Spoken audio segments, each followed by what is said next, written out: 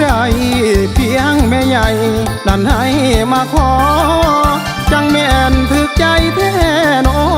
ได้พบพ่อแล้วบ่อยากหนี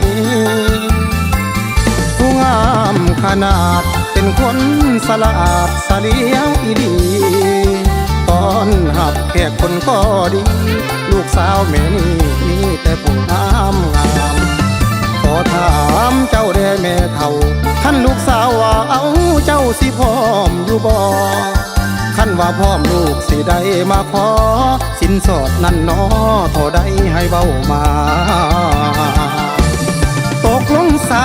ให้เป็นเคยปีนี้ลูกสิทำความดีให้สาวบ้านเพิ่นซาให้ซื้อเสียงก้องฟ้าให้คือ